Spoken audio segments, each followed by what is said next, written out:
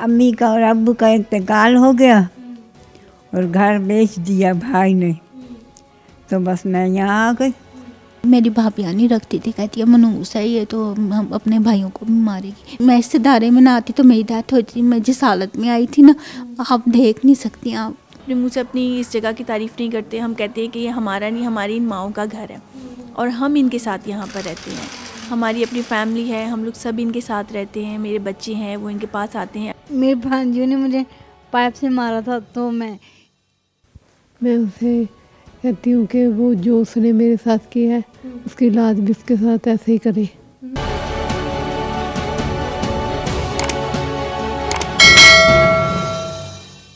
अस्सलाम वालेकुम नाज़रीन, और साफ़ डिजिटल के साथ मैं हूँ आमना मजीद। और आज हम मौजूद हैं बिनते फ़ातिमा ओल्ड एज होम में, जो ख़ास ख़वातीन के लिए मुख्तस है। यहाँ पे वो माएँ हैं जो जन्नत की ज़मानत हैं, वो माएँ जिन्होंने अपनी सारी ज़िंदगी अपनी औलाद के लिए वक्फ़ कर दी, उनकी ख्वाहिशात के लिए। मगर जब वक्त उनका आया तो उनकी औलाद ने उनको घर से बेघर कर दिया। वो यहाँ पे किस तरह रह रही हैं, उनकी ज़िंदगी के अच्छे और हसीन वाक़यात हम उनसे सुनेंगे, ये तमाम बातें करेंगे। आइए चलते हैं। कैसी हैं आप? ठीक ठाक हो। यहाँ पे कब से हैं? 2 साल हो गए। तो यहाँ पे क्यों आई हैं? बस ऐसे आ गई, भेड़ लेके आई। हाँ, भाई नहीं रखता। तो आप जाती भी हैं? आपको कोई मतलब थोड़े दिनों के लिए कोई लेके जाता है, बहन या भाई, या कोई नहीं लेने? कोई भी नहीं लेके जाता है। मैं जैसे आई हूँ इस तरह से बस बैठी हूँ। कैसा वक्त गुजरता है यहाँ पे आपको? हाँ, कैसा गुजरता है यहाँ पे आपका वक्त? बस अच्छा लगता है। घर याद आता है? नहीं, अम्मी का और अब्बू का इंतकाल हो गया और घर बेच दिया भाई ने, तो बस मैं यहाँ आ गई। भाई नहीं देखना जाता, फिर भी आ जाती है, देख लेती है, और भाई नहीं आता ना। कुछ कहना नहीं चाहेंगे अपने भाई को? मैं वो बोलती भी नहीं हूँ, क्या बोलूँ। वो रखता नहीं है, कुछ नहीं करता, तो मैं क्या बोलूँ उसको। क्या आराम से बैठी हूँ, पढ़ती रहती हूँ सारा दिन, बस यही तस्बीह होती है, पढ़ती रहती हूँ। बुशरा, बताइएगा, जिस तरह आपने बताया कि आपकी मदर इन लॉ ने इस बिनते फ़ातिमा की बुनियाद रखी थी, ये कब से शुरू हुआ और अप्रॉक्सीमेटली यहाँ पे कितनी ख़वातीन मौजूद हैं? बिनते फ़ातिमा की जो बुनियाद है वो मेरी मदर इन लॉ ने रखी थी और वो कराची में है। और वहाँ कराची में तकरीबन हमारे पास 60 ख़वातीन हैं। इसी तरह उन्होंने बिल्कुल घर जैसा माहौल दिया उन्हें, क्योंकि जो बुनियाद थी वो सबसे पहले जो उनके पड़ोस में फ़ातिमा नामी ख़ातून रहती थी, जहाँ से ये सारा सिलसिला शुरू हुआ, ये खिदमत का मामला शुरू हुआ, वो फ़ातिमा थी, जिनकी वजह से जो है ना आज शायद हम इतनी सारी माओं की खिदमत कर रहे हैं, अपनी बहनों की खिदमत कर रहे हैं, ये उन्हीं की वजह से है। वो जो है जो मेरी जो बिल्कुल बानी है बिनते फ़ातिमा की, उनके पड़ोस में फ़ातिमा नामी ख़ातून रहा करती थी। तो उनकी डेथ के बाद ये है कि उनके ज़िंदा होते हुए ये सिलसिला शुरू हो गया था कि तकरीबन 5 से 6 ख़वातीन थी जब हमने ये सारा सिलसिला सेटअप बनाया था। उन्होंने अपनी बिल्कुल ज़िंदगी में ये देखा था कि मेरे नाम से ये इदारा जो है ना रजिस्टर्ड हुआ है और ये ख़वातीन भी हैं, इसी तरह बेसहारा हैं, लावारिस हैं बेचारी, तो उनकी जो है ना फ़रज़ाना खिदमत कर रही है। तो वो अक्सर उनके साथ बैठ के बातचीत किया करती थी। तो ये कहा करती थी कि देखें फ़रज़ाना, मैं जब इस दुनिया से चली जाऊंगी तो मेरा तो पाकिस्तान में कोई भी नहीं रहता, तो मेरा नाम लेने वाला भी कोई नहीं होगा। तो वो शायद उन्होंने अपने जहन में इस चीज़ को बिठा लिया था कि जब भी मैं कभी कोई इदारा बनाऊंगी, इसको एक नाम देंगे, पहचान देंगे, तो मैं बिल्कुल फ़ातिमा के नाम से बनाऊंगी ये, ताकि बिल्कुल। और आज वो फ़ातिमा इस दुनिया में तो मौजूद नहीं है, लेकिन हम लोगों के दिलों में और हमारे जहन में बिल्कुल वो मौजूद है। बिल्कुल इन तमाम माओं का सहारा बन गई है, फ़ातिमा के नाम से आता है। तो अल्हम्दुलिल्लाह। बुशरा, यहाँ पे इस्लामाबाद में जो ये आपकी ब्रांच है, यहाँ पे कितनी ख़वातीन हैं? और बताइएगा कि कभी कभी ज़रूरी नहीं होता कि सब ठीक ठाक आएँ, कुछ लोग बीमार भी आते हैं, पैरालाइज भी आते हैं, तो कितना मुश्किल होता है उन लोगों को संभालना स्पेशली? जी बिल्कुल, यहाँ हमारे पास इस वक्त तकरीबन 16 से 18 ख़वातीन हैं इस्लामाबाद में।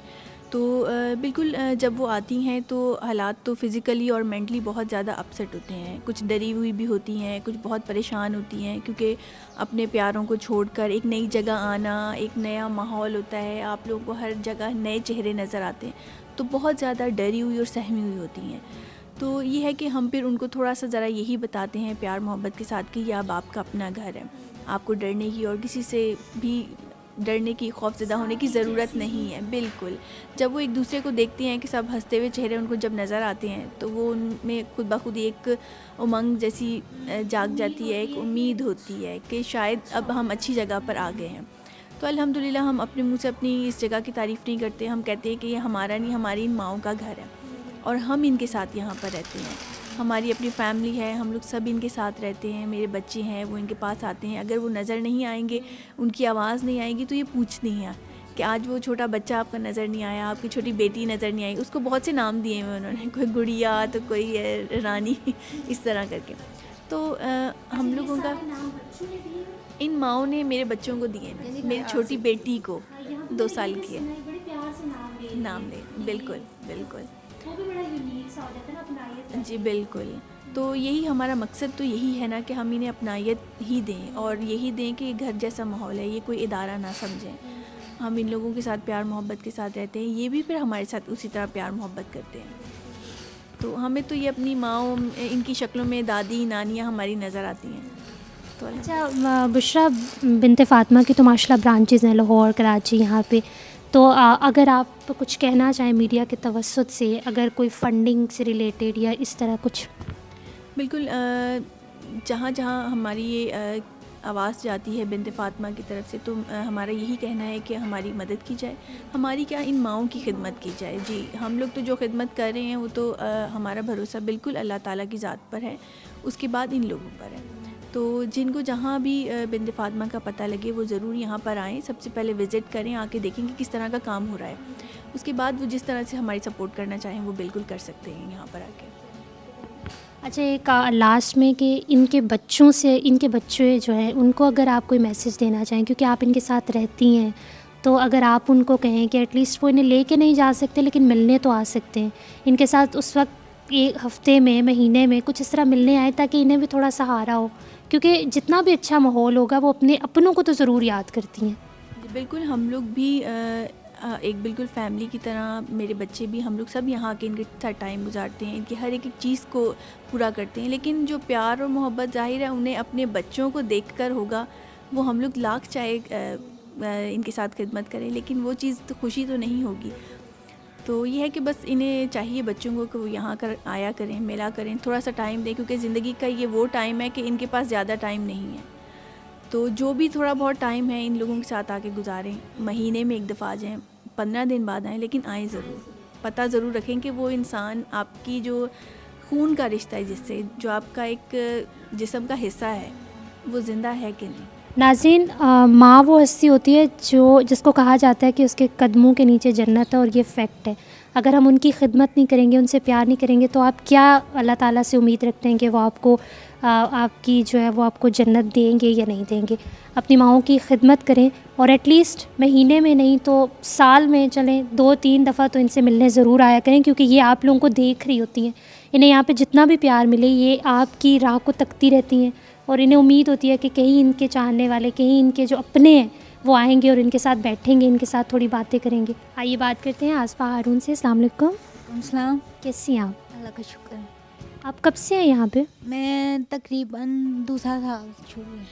तो कैसे है यहाँ का माहौल? बहुत अच्छा, घर से भी ज़्यादा अच्छा। घर से कैसे अच्छा? घर से ज़्यादा अच्छा, क्योंकि मेरे माँ बाप की डेथ हो गई है, और मेरे मियाँ ने, मेरी जब शादी हुई थी, मेरे मियाँ की पहली बीवी जो थी उनकी डेथ हो गई, उनके बच्चे 3 थे, वो उनकी डेथ हो गई, फिर उनके वजह से पहली बीवी को कैंसर हो गया, उनकी डेथ हो गई। फिर रिश्ता आया, मेरे भाइयों ने कहा चलो, बड़ी एज के थे तो काट दिया। तो फिर उसके बाद बच्चे नहीं हुए, ये थोड़े से, मेरे हस्बैंड ससुराल वाले बहुत अच्छे थे, लेकिन वो बच्चों का थोड़ा सा इशू था कि बच्चे नहीं हो रहे, तो इस वजह से भाई लोगों ने भी कहा कि ये हमारा, इसमें इसका कसूर तो नहीं है ना, लेकिन वो इस वजह से मुझे डाइवोर्स दी कि बच्चे नहीं, हमने दूसरी शादी करनी है। जी, डाइवोर्स दी, फिर उसके बाद उनकी डेथ हुई। तो फिर आप उसके बाद यहाँ पे आ गई? फिर मैं भाइयों के पास, अच्छा, भाइयों के पास गई थी, तो फिर यहाँ पे किस तरह पहुँची? फिर मैं बाजी का घर मेरी भाभी नहीं रखती थी, कहती है मनूस है ये, तो हम अपने भाइयों को भी मारेगी। फिर मैं बाजी के घर आ गई। मेरी बाजी बेवा है, तो उनकी बेटी को भी डिवोर्स हुई है, तो बाजी बेवे हैं, तो कोई फाइनेंशियल प्रॉब्लम थी उन्हें थोड़ी सी, तो या तो वो मेरी दवाई पूरी कर सकती थी या अपने बच्चों की घर का चाहिए। उनके ससुराल वाले बहुत, पुपिया वाले बहुत वो थे ना, अच्छे घरानों के, पढ़ी लिखी फैमिली, एजुकेटेड, हम भी एजुकेटेड पढ़ी लिखी फैमिली से। तो बाजी बहुत मजबूर थी। वो कहती है घर इनकी पुप्पो ने लेके दिया ना, तो गाड़ी भी पुप्पो ने, तो कहती है कि तुम्हारी जो बहन है अपने भाइयों के पास क्यों नहीं रहती। तो बाजी ने कहा वो मुझे मजबूरी है इसलिए मैंने रखा। जाहिर है फिर मैंने उनकी पुप्पियों का त्रास था, फिर मैं वहाँ से बाजी को कहा मुझे कोई किसी इदारे में छोड़ा। फिर बाजी ने मरी, एक इदारा हमने देखा, वो उधर काम करवाते थे, तब मेरी ऐसी हालत नहीं थी। अब तो मैं आपको काफ़ी ठीक नजर आ, बाजी बुशान की वजह से मुझे ज़िंदगी दिया अल्लाह, इनके बच्चों को तरक्की दे, इनके मियाँ को, इनके बच्चों को नेक बनाए, इनकी वजह से आज मैं हूँ। लेकिन बुशा मैं इस इदारे में ना आती तो मेरी डेथ हो जाती। मैं जिस हालत में आई थी ना, आप देख नहीं सकती आप कि मैं किस हालत में आई थी। फिर मैंने आहिस्ता शुरू में मेरा दिल नहीं किया, बड़ा तंग किया मैंने बुशा बाजी को। तो मैंने कहा, मेरी बाजी का नया माहौल था ना घर का, तो थोड़े साल 1.5 साल बाद में आस्ता ये लोग सारे नमाज़ पढ़ते थे, मैं नहीं पढ़ती थी। मैंने देखा ये सब नमाज़ पढ़ते, तो मैं पढ़ती हूँ तो कितने बुरा लगता है। फिर नमाज हुई, आहिस्ता बुशा बाजी ने मुझे प्यार से समझाया, मैं सही होगी। मैं यहाँ आके बहुत खुश हूँ, यहाँ मज़ा आता है? बहुत मज़ा आता है यहाँ। दोस्तें बन गया, बाजी भी दोस्तों की तरह है। कौन है आपकी बेस्ट फ्रेंड यहाँ पे? मेरी सारी बेस्ट फ्रेंड है। साबरा तो नहीं आई है, और सना भी नहीं आई है, वो भी बन गया ये सुमेरा हो गई। बेस्ट फ्रेंड्स आपकी? नीलम वो चली गई। वो चली गई है। तो आप कोई बुशरा बाजी को मैसेज देना चाहेंगी?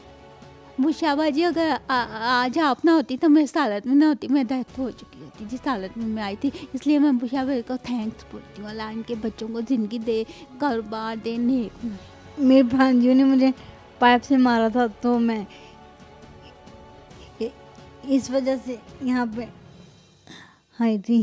अच्छा, तो मेरा भाई पिछली दफा लेने के लिए भी आया था, तो मैं नहीं गई थी। क्यों नहीं गई आप? वैसे नहीं गई। आप शादीशुदा है? नहीं अच्छा, शादीशुदा नहीं है। तो आपके अम्मी अबू हैं? नहीं, भाई हैं? भाई है मेरा, एक ही भाई है। हाँ जी। तो यहाँ पे किस तरह आई हैं? मैं अपने सिस्टर थी ना ये पिंडी में,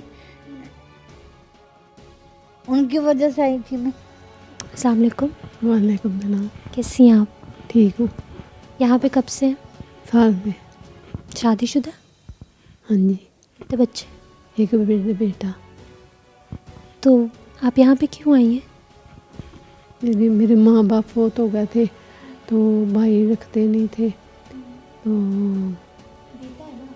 हाँ जी बेटा है। मियाँ? शादी करा ली, मेरा मियाँ फोत हो गया। तो आप अपने बेटे के साथ क्यों नहीं रही? वो क्या कहता है?